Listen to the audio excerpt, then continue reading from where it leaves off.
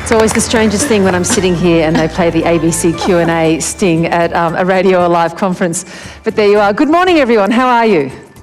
Yeah, no, come on. You've got to do better than that. How are you all? That's it. I've been up since 2:30, so that's why I'm sort of sounding like this. But welcome to another Q&A at Radio Alive. I'm Virginia Trioli here from ABC News Breakfast and answering your questions today. The head of podcast for Mamamia and the founder of the online podcasting course podschool.com.au, Rachel Corbett. Hello. Radio broadcaster and veteran entertainment reporter, Jonathan Moran. Comedian, radio presenter and social media sensation, Tanya Hennessy. And TV anchor, TEDx star and one of the leaders of Australia's Me Too movement, Tracy Spicer. Please welcome your panel this morning.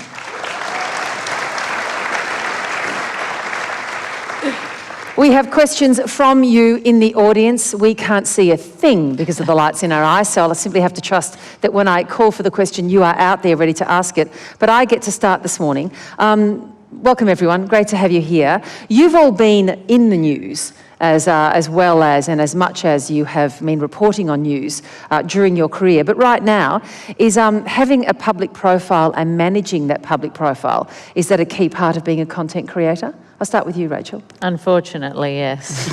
This has always been one of the great perils of my career, is that I have zero interest in social media, but apparently it's how one is weighed. And it all came along and caught up with you. Yeah, and I sort of always found, because I'd started in radio earlier than social media came around, so it wasn't sort of something that we dealt with in the early days, and then it kind of came in halfway through my career, and then all of a sudden you would see some people would be getting jobs and the justification that bosses would give you was that they have a lot of Twitter followers, and you think, gosh, that doesn't make a whole heap of sense, because can they do radio? So I think it's just become a bit of a necessary evil. If you are not built that way, which I'm not built, I find it quite difficult, because I find it hard to keep up with that kind of stuff, but some people that do it well do it really well. I work in social and I find it hard. Yeah. And hard to keep up. And I actually hate it, but I just have to do it. Yeah, and that's what it becomes a vicious so over cycle. it. Like, oh, yeah, but fuck. once you start that cycle of Yeah. content creation, you have to keep it up constantly. Yeah. And it becomes worse than a full-time job. Well, but Tanya, it's slightly different with you, isn't it? Because, I mean, the content creation, the profile, your life lived large, they're actually all enmeshed, aren't they, for you? Yeah, I'm just the same on every platform. The same on social, the same on radio, same on TV, same on this panel. Not wearing a supportive bra, on brand. So I don't know, I think that social has actually given me a bigger platform to do more in the media. Like, I do a lot of work on Studio 10, on the morning show, and I wouldn't be there if it wasn't for social. So social has sort of helped me, I guess, work more and get more gigs. Okay, but I'm interested because you seem to be nonetheless still drawing a distinction. I mean, looking at you and appreciating your work, I wouldn't have thought that there was even a wall between those two for you, between the work that you do and what we still call social. Isn't it kind of one and the same? But it's work, because you've got to edit it and film it and write it and create it and curate it. Yep. And then, you hate yourself, so you don't want to put your stuff online because you're like, oh, this isn't funny. I don't want people to see this. Well, like, that's the work, if you know what I mean. Yeah. The work isn't just like, social is a job. I know people who make millions of dollars just from social alone. Social is work. We need to talk about that a bit later, because I know, girl, I am making trying nothing to get from my there. social, I tell you. That's why I'm doing it daily, even though I don't like it. Jonathan, you wouldn't shy away from a bit of, social media activity and focus, would you? Yeah, but I'm a bit the same. Like, I'm in private, I'm very private and very low-key, which might surprise some people, but authenticity is a thing that gets me. Like, you can tell when someone's not being their true self on social media, and I see a lot of time with very high-profile people putting stuff out there on Twitter or Instagram or whatever that is not necessarily the true life, or they're saying it to be controversial, and that's what gives me the shits. Does it work for them, though? Is it working? It gets them noticed. It might get them more followers. There's other entertainment reporters in the world that have more followers than me, but because they say stuff or they'll say controversial things. But is that authentic, and is it true, and is it real journalism? I don't know. Well, just to pick up Rachel's point about, people getting jobs simply because they have more, Insta followers than, say, you do, is that now turning into the game for you as well, that's the thing that gives you the cred? I don't let that be the case. I like playing with social media. I'm not very good at multitasking, so I'm not good at doing Twitter you're a and man. Instagram and all of that stuff. So I get confused by it, and so I'm probably not very good. I've lost followers on Twitter recently. But I feel like it's backing off a wee bit. Like, I feel like this was maybe 7 or 8 years ago that it was really big, that idea of, oh my gosh, they've got a lot of social followers, let's bring them into radio. But I feel like there's been a few issues with that where it hasn't worked out the way that people assumed it would. Yeah, you've got to be able to do the gig, right? You've got to be able to create content every day. Have it go with it. Real grind. And be authentic. Yeah. Tracy, it seems to me from the outside that when it comes to you and social media, it's more of an old school approach, which is it's very carefully curated, it's very carefully done, it's targeted, and it's limited to certain things. Is that about right? Yeah, look, I'll be honest with you. When I started in radio in the early Cro-Magnon era down here at 3AW, I was newsreading and being an on-the-road reporter, and they wanted me to do banter with the host. And I said, banter, yes. I don't do banter. I'm a straight up and down journo. I'm unbiased. My personality doesn't matter. So the past 30 years have been a really interesting journey trying to separate that unbiased, straight down the line journo thing and injecting a little bit of personality. I still don't feel comfortable with it, but I think when the robots take over, it's good that we all inject some personality because that's all we're going to have. That's exactly right. Let's go to our first question from you this morning, and it comes from Vivian Kelly from Mumbrella.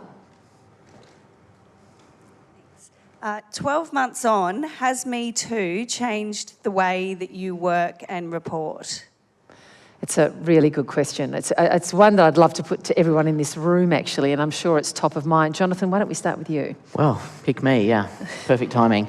No,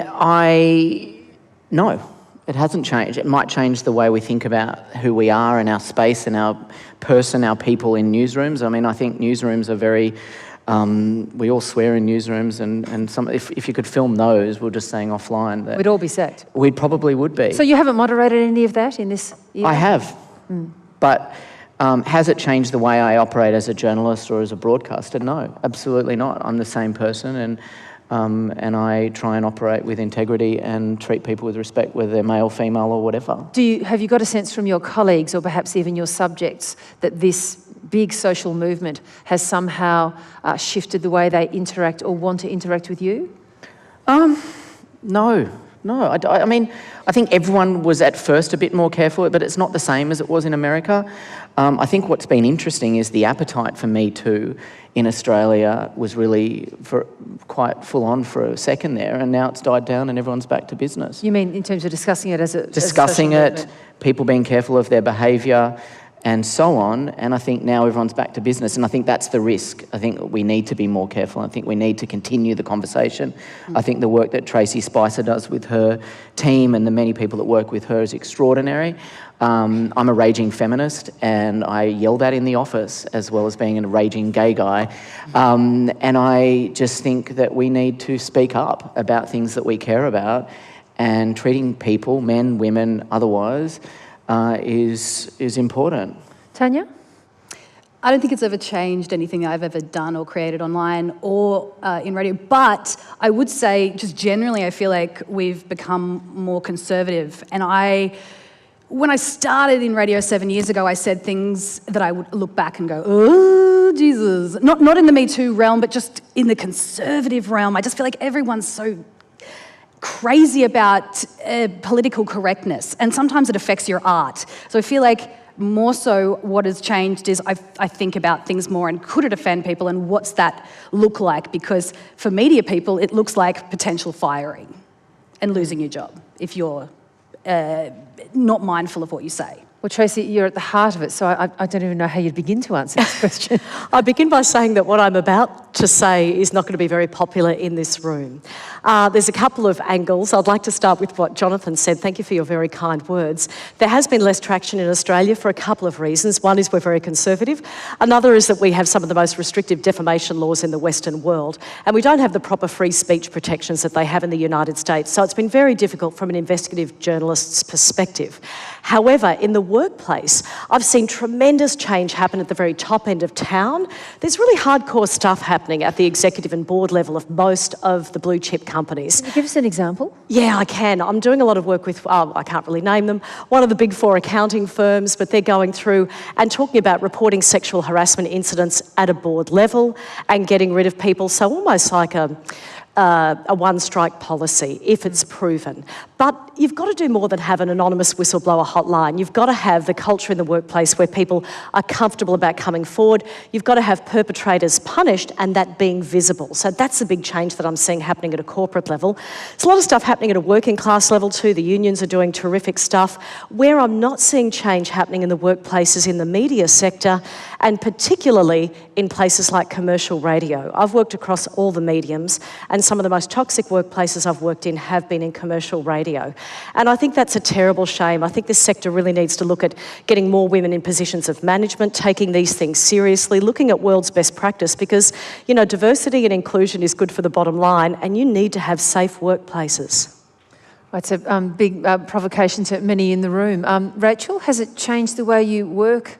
Not the way I work, report? but I do think the great thing about the Me Too movement and why we need to continue the conversation is that the one thing it did was gave really public consequences for actions that had been happening for years and years and years. And once those public consequences come out and people see what happens to somebody if that is revealed, then all of a sudden businesses start to think, okay, let's just get ourselves safety proof here and make sure that we get rid of anything so that we don't have a PR disaster. And yes, there is an element of self-interest in that because they're trying to avoid bad PR, but who cares? If that's what gets the jerks out of the room, then great. PR is a great reason to do that. But has it changed the way that I do my work? Not at all. I don't think it changes the way that anybody who's conducted themselves in an appropriate manner does their work.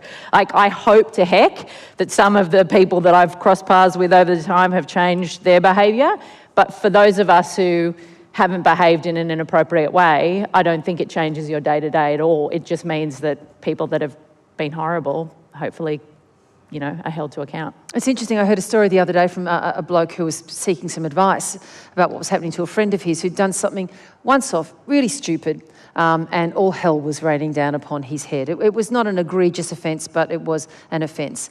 And he said, you know, this guy's going to lose his job. And it was, you know, one small thing, and he's not a bad guy. And I felt terribly sorry for him. And then later on I thought, yeah, but on the other hand, now when she says that, she's believed.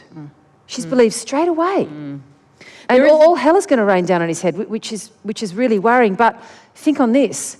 Back when I was at the age, I would never have been believed. And hell would not have been rained down on his head just like that because I went to someone and said, he did this thing to me.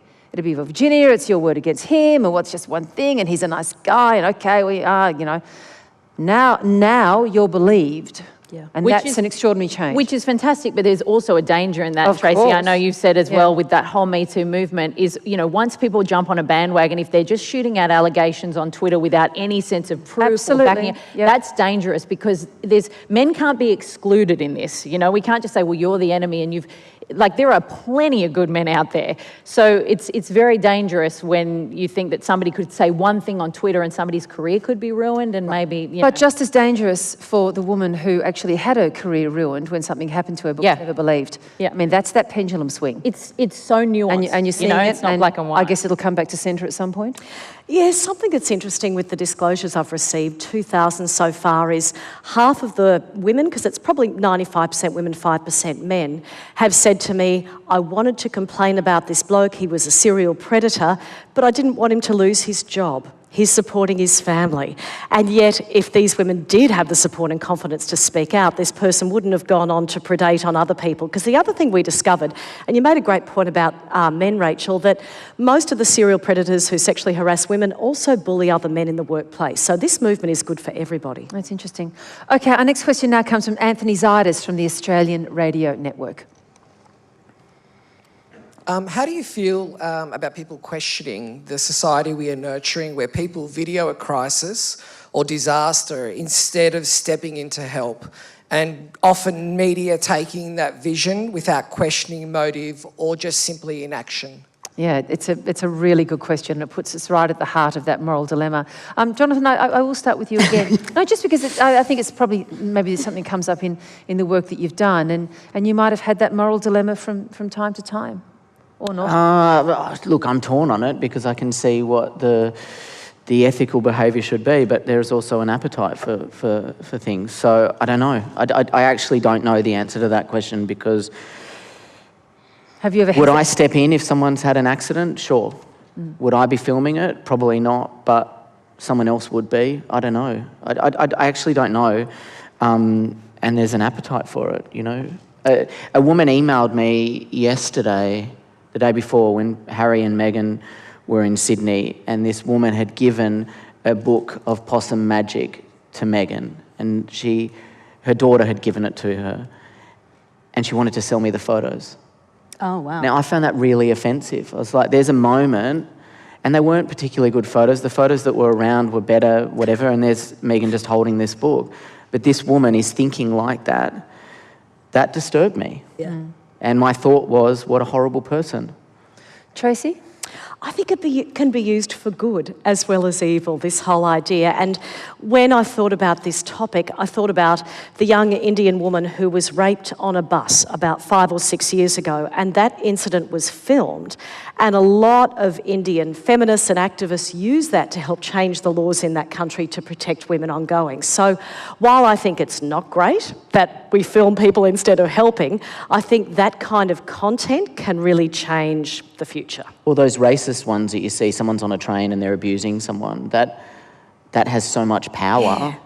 And so how wouldn't it be people to ideal? account? It's like, I'm not going to say something because I could be filmed. But it's also like, you shouldn't just say something. Don't be a racist. But if someone's filming it and someone else is doing something, then you've got all bases covered. But I think Anthony's question also takes us to just how credulous we want to be about the audio and the vision that we receive from time to time. And that's been a big challenge to us, hasn't it, say if you're in flow media or in, rolling TV like I am. A big example that I can think of is the Boston Marathon, where we were almost tripped up a number of times by material that came into us, apparently filmed on mobile phones, point of view, people there, and it wasn't. It was bullshit.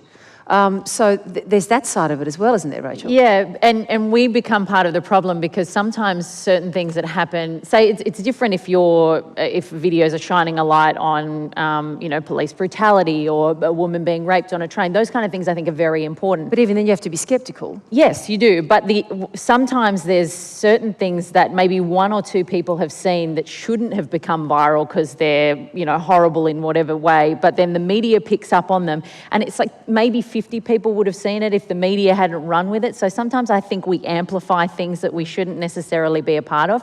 But it's also part of life. There's a currency in going viral now. Like you said, somebody's going to email you and sell their photos.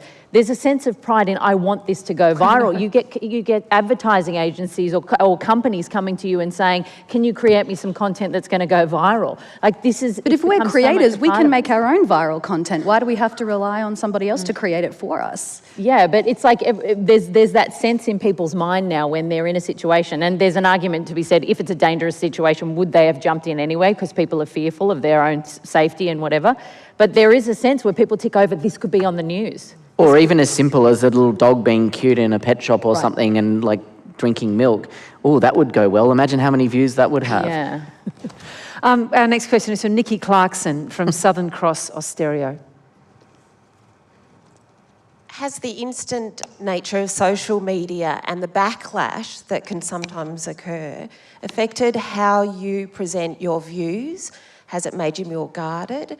And has it made you feel any differently about yourself, or has it affected your mental health? Tanya, I'll start with Nick, you. I could not see you for the life of me. I really should be wearing glasses and probably not. No, it's be on very a panel dark full out of there. Really intelligent people, but yeah, absolutely. I was saying before, for sure. I feel like I monitor everything now, which really sucks in a way because I feel like you can't just say what you feel. When I first started, I remember I would talk about everything and anything. Like, I think Beyonce is overrated. Would I say that on my radio station? Maybe. Because, I don't know. And I know we're talking about really intense things, but I work in a different field to these guys. But I don't know. I definitely think I've become more woke and more socially aware just because I don't want to deal with the backlash and potential loss of listeners and the online fucking flack. So is it about the online flack and the backlash? Is it also that you're more mindful of what effect that has on other people too. Yes, and also you've got to be mindful of what you can and can't accept. So I think when you put something out there in the media, you've got to go, can I accept the backlash that comes from this? And, you know, I've done that a few times. I talked about Are You OK Day and some stuff with my mental health and suicide. And I realised once I went to air, I shouldn't have said it, I went too far. But sometimes in this industry, you've got to go too far to know where the line is. You were talking before, though, about the PC nature of things and how that might be, stifling your art, your creativity. So there's a line there. I mean, you want to be careful, you want to be guarded, but you also don't want to be shutting down what could be some great flow. I wanted to write a sketch about PC nursery rhymes, like three visually impaired mice, do you know the Muffin Man? He makes gluten-free muffins. Obviously, I'd have to write this better. But I was like, better not, because I'll offend people. But I really wanted to do it. I think I'm still going to do it. I don't think you'd offend people with that. Obviously, I'll think about it better. But at least you made them laugh. Brainstorm here that I'm having internally. But yeah, like I feel like sometimes I shut myself down and I think, no, that's destructive as well because you've got to create art. You've got to keep creating. Tracy, you must cop a fair bit of backlash. Yeah, do you know what though? When social media started exploding over the past decade, I thought it was a bloody wonderful thing because it happened at a time of the fragmentation of the mass media, globalisation, and it amplified marginalised voices like never before. However, particularly in the past couple of years, it has gone into that whole toxic realm where, particularly if you are a woman or a person of colour and you express a particular type of view, you can get the worst rape and death threats. I mean, they threatened to rape my children. I mean, it's just ridiculous. You know the kind of stuff. You cop this stuff as well. It is really, it's kind of hard to get upset by because it's just so bonkers. It is, it's so bizarre. Yeah. But I guess, I mean, I've come to, and I don't know whether you've come to this stage yet, where I just put really strong boundaries on it. I just really immediately block, mute or report. I've reported 3 people to the police. Oh, wow. They're about to be charged. And I would like to see the social media companies taking more responsibility because I've dealt closely, particularly with Facebook, with this police case, and they have been completely hopeless and negligent. So I think they need to step up to the plate. Well, I want to move on to your views on, whether there should be more regulation around the so-called, faceless keyboard warriors. But let's hear from the rest of the panel on Nikki's question. Rachel? I don't think it's really, I find I don't have the most controversial views. I'm not a fence sitter, but I'm certainly a bendable reed. Like if you give me a logical argument and I thought something else today, I can change my opinion this afternoon. Yes. So I don't tend to shout loud and proud about certain things that get much backlash. But there are certain things where I will think, oh, maybe I shouldn't post that. Is that a good thing? Sometimes I think, yes, it is a good thing, because usually when I think that, I'm like, I'm not sure that's as well thought through as I want it to be. But if you are saying what you think, I really believe as long as you can stand behind that, because what I recognise in a lot of people that get a lot of backlash and then run in a hole and cry is that they actually have said either what they think they should be saying, they've tried to be controversial to get more attention, they've done something that they can't actually back up, and then when it's backfired, they've thought, I didn't even mean it, that's not what, so that's where you get into trouble, I think. If you actually genuinely believe and you can give a proper, reasonable argument for why you think something, I think you can stand behind things that you write. Yeah, but you'll still cop a whole lot of flack, and you will still, even with all of those reasoned, thoughtful, mindful positions, you'll still get, the trolls coming forward. But you can handle it better. It's easy to handle. I don't write opinion pieces or put my opinion out on things publicly unless I feel really strongly about it. I talk about depression and mental health because they're issues I understand. I talk about my mum dying of cancer. I talk about those things. I put myself out there very personally. I'm like you, Tracy, that I learnt from AAP where it wasn't about me, which I've made it all about me since. But at the beginning, it wasn't about me. It's called Know Your Subject. But I have to have a lot of boundaries as well. Like for my mental health, I have depression. I've suffered it for many, many years. I'm on medication and I'm doing really bloody well, thanks for asking. But I have to have strict things in place to ensure that I keep myself sane and looked after. So I put my phone on airplane mode an hour before I go to bed because I don't want to hear from people. I don't want to know. I don't want to check Instagram. I don't want to check Twitter. It was at a point a few years ago where I was checking that. Email, Facebook, Twitter, Instagram, whatever else that there is, Grindr, at 3 o'clock in the morning because I just wanted to see what was going on. So I have to do those things for myself, and that's something that I put in place. But also, as I said, about people that comment on things that, if I feel strongly about it, as Rachel said, if I know my truth, then I'm happy for people to say it. And if they do, I try not to read it. It's hard when people give you death threats. I've had them. It's hard when people call you fat. Yes, I'm body dysmorphic. It's hard when people do all of that stuff. But you know what? You can't hurt me because you couldn't hurt me any more than I've hurt myself already in the past. But you can wear it when it's your truth. By the way, Tracy, it's interesting that you say the police actually helped you in that situation. I called the police when someone gave me a death threat when I was doing breakfast radio in Canberra, and they said, "Bring back Scotty and Nige," which was the breakfast show I took over from, and why I was people telling me to kill myself. Where are Scotty and Nige? They were around for 100 years. Jonathan, that is not the point. Literally. Can I just say, on behalf of everyone in this room, that's dreadful. Yeah. I also called them about a stalker. I wrote a book this year. Check it out. It's mediocre. And I called the police because I had the stalker turning up to all these events and stuff. And she was out the front of Today FM the other day. And I was like, nope. And so I called the police and I was like, I'm on this book tour and this chick is stalking me. And he goes, what's the book? Am I calling the police? Or is this like my dad I don't know what laugh? number you're using, but they're not the police. A quick response, if we can, then we'll get back to the audience, just on that question of whether, given what we've been discussing here, is further or even any regulation required around this, do you think, Tracy? I think so, with Facebook and Twitter in particular, because they say that they're platforms, but let's face it, they're also publishers. They are news outlets as well. And they are being dragged to this, aren't they? Kicking and screaming. Yeah. And what's the phone number to call them if you want to call them? That's exactly right. Good luck. Yeah, and it's a global issue. It's something we can't really address in Australia, but I think they need to be taken to task on it. Okay. All right, well, our next question now comes from Marissa Boehm from Macquarie Media Limited. Here's Marissa. Good morning. Oh, good morning. Parents used to limit TV viewing for kids, but there seems to be unlimited access to YouTube, Facebook, Instagram, Snapchat, forthright. What are the consequences of this? Well, I think, Jonathan, you've already gone there, haven't you, at the consequences of it? And It scares the bejesus out of me for my 14-year-old niece. Yeah. But take us back to that headspace, if you're comfortable doing that, and if you're not, don't. Of where you do get to that totally addicted, overconnected, FOMO sense of, I have to know what's You can't sleep. You just don't function because you're checking all of these things at all different times. What are you focusing on?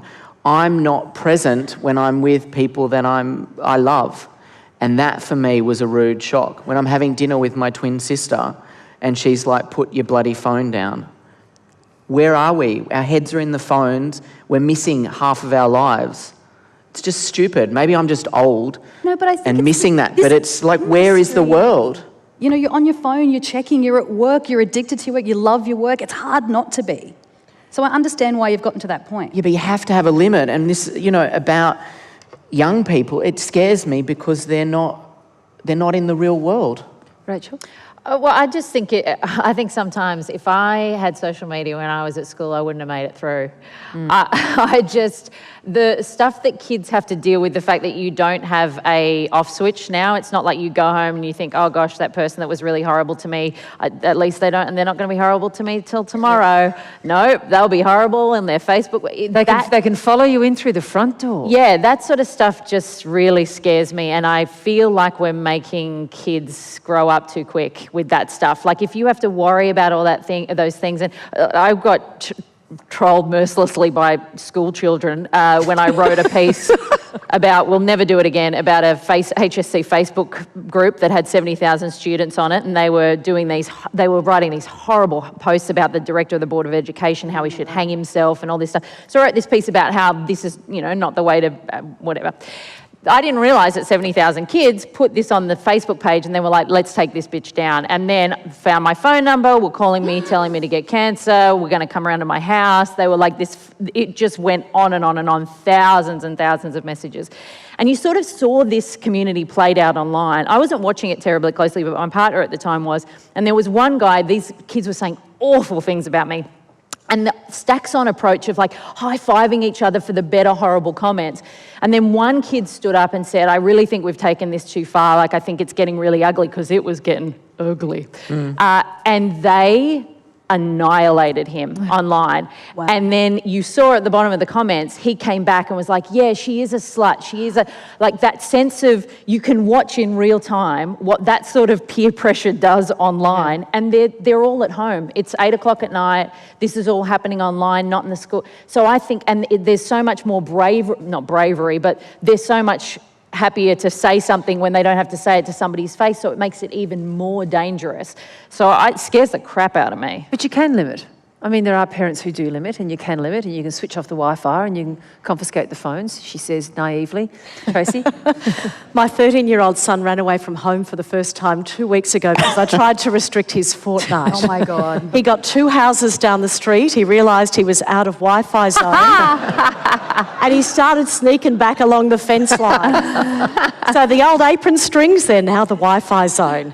Look, I'm going to throw in a bit of a contentious view here. While I do understand that cyberbullying is a huge problem and these are addictive devices that we're talking about, and we do not have the culture or the legislation or the policies and procedures to protect ourselves and our families yet, when wireless came out, people said it was going to ruin family life. When the television came out, people said, this is the end of proper society. No one's going to communicate anymore. So I'm an optimist on this, and I agree with you entirely that parents have to put boundaries. So with our kids, they've never watched television or played with their devices Monday to Friday. That is all school and sport, and then on the weekend they can have a couple of hours of bloody Fortnite or YouTube. Yes, there are dangers. They've watched some horrific stuff on YouTube, but you know what? They've watched some great stuff as well. So I think it comes back to that old-fashioned thing of parents actually being parents rather than being friends. Yeah, which is always a challenge to us. Michelle Stevenson from Nova Network has our next question for us. Thanks, Michelle. Hi, I'll stand. We've had another example of a sitting Prime Minister being unceremoniously replaced, and many of them are blaming segments of the media.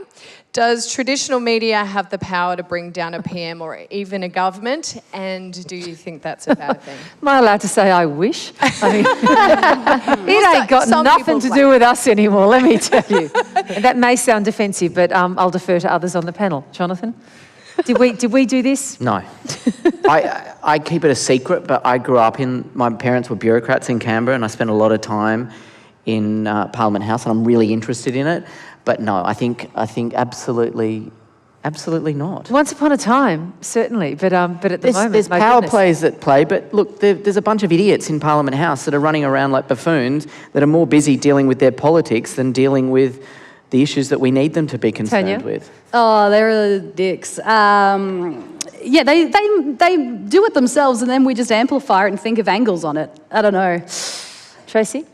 Oh, Jonathan, I love you, but having spoken to a lot of previous editors of Rupert Murdoch's newspapers, they do have implicit and explicit pressure to put certain angles on stories, on headlines, on placement of stories in their newspapers, dependent upon what the proprietor thinks. In this country, because we have concentrated media ownership, that does mean it has disproportionate pressure on what happens in Canberra. However, I'm optimistic because we're seeing globally this growth in long form and in investigative journalism and money being put into that. And while that happens, I think mainstream media will have an ongoing good impact on what happens in politics. You're right to mention the power and influence of a paper or a news, a media organisation once they get the bit between their teeth and they've decided that's it, it's time for Malcolm Turnbull to go. And that was clearly the case, with the Australian, for example. You could see that playing out. That's the newspaper's prerogative, and there have been campaigning papers before. But I think where it's different now is that that's almost like an echo chamber now that plays out between, say, that publication, that media organisation, and that group of politicians, and whether they're going to be worn down by it or not, what they receive from it, what freaks them out, what doesn't, what unsettles them, and what they go and feed back to each other. It really is like a mirror reflecting a mirror, and it's quite curious to watch from the outside. And you could see that playing out, I think, in this case. I think back to the old days of where a campaigning newspaper might, on the basis of a policy, attempt to actually change or bring someone down who they thought was, borderline corrupt or had a question to answer. And we certainly had that with ministers in the past, and to a lesser extent now. I think there's a lot less of that. I think it's actually their own internal polling and their own internal anxieties and concerns that sort of play out in that echo chamber. Politicians have cared what media think the whole way along, Sure. and there's always been this relationship. That's not a secret. It happens in all around the world. But But does that mean that you can bring down the Prime Minister? Well, I think it's more along your line of things. They're also complicit in that. Like, the politicians are complicit in bringing themselves down as well. And they've gotten to the point where, like, the reason that we keep wheeling out John Howard and Bob Hawke whenever we're in trouble is because that's the last sort of the, I don't care what you say about me conviction politician. Now, it seems like politicians read the front page of a newspaper or get a news poll back and go, oh, gosh, nope, that's too hot, right, won't go there. And what that ends up breeding is politicians that we have no trust in because they never seem to stick by what they believe in. So everybody's a part of the problem. Where I do think the media comes into play is it is important for us to hold politicians to account in certain ways if they're corrupt or if there's a story that's not being highlighted, because really, especially with all the stuff that went on at with the ABC and the conversations about bringing up and bagging journalists. Now, if you as a politician are trying to tell me that you have come into politics because you care about people and want to do what's best for the people, then while stories that companies like the ABC or media organisations like the ABC are highlighting are inconvenient for you, they're actually better for the public that you say that you've got their best interests at heart. So shouldn't you be applauding them rather than trying to shut them down? So I think that the media can play a great role in that respect, but it's a push-pull between both, because I think the politicians are just as bad. Tanya, do you want to spot in here? No. Nothing on this one. But I love it when they do great stuff because it gives you an opportunity to think of a cool angle on a topical news story. It's good comedic material for you. Yeah. Yeah. But a lot of the millennial audience, I mean, yeah, you got the woke ones, but you got the idiot ones, and I play to those guys. A lot of people don't know a lot about politics, so living in Canberra, I tell you what, that was a tough time for this ignorant. But the angles for me is always where it's interesting, and the more dumb stuff they do, the more content you have, so bring it on. One really interesting aspect of that, and it was a really good question, is that I remember during the time of the, Gillard-Rudd, and the way that the Canberra Press Gallery in general was not reporting what was actually going on behind the scenes in terms of a targeted campaign by Kevin Rudd and his supporters and his acolytes to undermine and to bring down Julie Gillard. Stuff was coming out in the media about the stories and the problems, but never sourced. Now, I know there's always an issue with revealing your sources, but I think at a certain point, once you realise that a targeted and concerted campaign is underway, I think we're beholden to our listeners to actually be transparent, our viewers, to be transparent with them about the source and the origin of this. I remember reading a tweet from a reporter the morning after Kevin Rudd got the leadership back, and the tweet read, "And the phones are quiet. The phones have stopped ringing, the texts have stopped coming through, and the campaign is over." And I remember reading that and thinking, well, it would have been nice if you told us that. You're all privy to that internal information, but none of your listeners, none of your viewers knew that. And I think that's a key bit of, if we want our politicians to be transparent and to be candid and real with us, I actually think there's an onus on us to be real as well. Is that a problem with the inner workings of the press gallery and the sort of... that's pretty insular there. Well, I think we've also, as journalists, I think and presenters and broadcasters, I think sometimes we hide too much behind the whole, but I have to protect my source thing. Well, no, you don't, not always. I think you need to be critical about your source. Well, that source needs protecting, but no, that one's just being a coward, actually, just saying, don't quote me. So you go back and you say, well, I'm not going to quote you at all unless you give me a name. No name? Okay, fine, then no quote. But you don't get to just run your agenda through me, sources say. I think there's critical thinking required from us as well. What do you think, Tracy? And we have to assert that to create a better power balance in that situation. One thing you've touched on there is something I'd really like to explore a bit more, and that's that whole silo factor. I'm really worried about the echo chamber factor in the media at the moment, both mainstream media and social media, and we need to all come to the centre on this, otherwise we're not going to move ahead as a society. Our next question now comes from Jeremy Simpson from Grant Broadcasters. I was just wondering, what's the most significant change in how you report and cover the news since you first started in media? Rachel. I think the biggest thing that impacts, or that we think about now that we didn't think about before, is algorithms. You know, it's less about what is this story? Do we want to tell this story? And more about, is this going to work well on Facebook? Wow. Have we optimized have we done SEO right? Is the headline clickable? So those are things that just never were a part of things when I started out. Tanya? That was exactly what I was going to say. Yeah, literally. So take us through then the work process that might answer that question. For you. Depends, because, I mean, I like to take one piece of content and then use it across multiple platforms. So if I do a rave on the radio, I'll go, oh, how does that look on Facebook? And then how can I make a meme out of that? How can I make a Twitter thing out of that? And how can I make a news article about that? And then it's just the different ways of using each of those algorithms. So what's the headline or the hook in radio? What's the headline for the clickbait?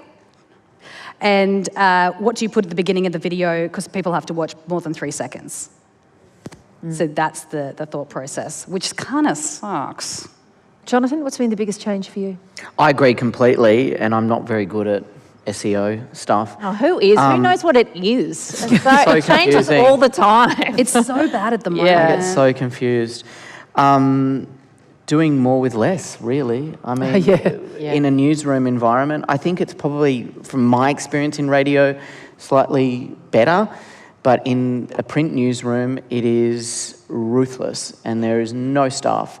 And there's no subbing staff. There's more mistakes in newspapers than there ever was. Online stories, the journalist has to check everything, which they should, and they should have done in the past. But people make mistakes. You might spell Williams instead of Wilson or something. And that creates immense pressure on journalists who are trying to gather stories as well. Tracy? To me, it's the rise of mobile technology. When I started, we had to be chained to our desks for 12 hours a day, like in the coal mines. But now you can pretty much report from anywhere because of mobile devices. I would also say social media, although we've talked about its problems, has been tremendous in connecting me with people who are disclosing about me too. They feel really comfortable sharing their stories on Twitter DM or Facebook PM, and I can do all of that stuff from home. They can do that from the comfort of their home, and it adds a kind of intimacy to the relationship that I don't think was there previously with the old cold calling we used to do as journos. In a sense, it all comes back really to the advent of the internet, to the fact that, this extraordinary World Wide Web, opened up the entire world, connected us in a way that we weren't connected to before. I didn't have to go upstairs to the Age Clippings Library and beg a file from the delightful Age Clippings librarian. Instead, I could just, Google it. The thing that's changed for me as well as what Rachel was saying is that you're able to look at memes and you're able to see the zeitgeist online to go, that's what my audience is interested in. That's what I'm going to put forward. And I use my Facebook page, so I'll share a meme about not wanting to get up in the morning, and if it goes well, I go, great, I'll put that on air. I'll think of an angle, or I'll shape a rave with this in mind, knowing that it's connecting with my audience. But sometimes I'll put something up and it won't go well, and I go, great, that doesn't go on air today. But it's a narrow field that you're ploughing there, isn't it? Because then you're playing to a pre-existing or an established group. It's not about actually extending beyond that boundary, is it? It's just sort of keeping them happy and them keeping you happy. I mean, isn't that's the danger that I see with with these communities? But no, with these communities that we build now online that aren't as mass media as the broad media was before. It is another kind of echo chamber potentially, isn't it? Yeah, absolutely. But if you see something get 20,000 shares, you have to think this is being shared for a reason. Yeah, it's a lightning rod. Yeah. So if it's being shared, there's probably something in it, and that should probably go at 8:10. The podcast, of course, is the podcast is put forward as a brilliant new invention, but for me, it's just time-shifted radio. Oh my gosh, it's just radio. We've been doing it forever. Exactly. It always amazes me when people say, what is this amazing new thing? And I'm like, the thing you've been listening to for decades. Like, it's just in a different place. I had favourite radio shows when I was growing up, and I would record them. You had to press play and record. Shut up. The young kid on the table was trying to Okay, can I say, I look younger than what I am. I am 46. The red button and the play button, right? And I'd record, and I would play that radio show back later when I had time. That's the podcast. Yeah, it's the same thing. The thing though about the changes, I mean, I feel like podcasting now is a bit where blogging was a little while ago, where everybody's trying to leap into the pool and like, we've got to get our own podcast. And now there's like over 500,000 crappy podcasts out there and a few good ones. But it is actually great because we've gotten stuck in this situation where we're so quick to change our mind. So if something doesn't get enough clicks, we won't do it. We won't dedicate That's resources. how we get leadership changes. Yeah, that's it, exactly. If you're 2-3 polls, quick, get another one. Exactly. So, but this has informed everything that we do. But you see that there's an appetite for this content where, you know, the true crime movement in podcasts where everyone's like, I want these really in-depth stories that have taken somebody 2 years to get it. Like, that's investigative journalism. That's not the first time that's been around. But people are really hungry, you know, they really want that kind of content because we've gotten so sick of being fed the same garbage that's just there to get clicks because that's what makes money. So I feel like it's,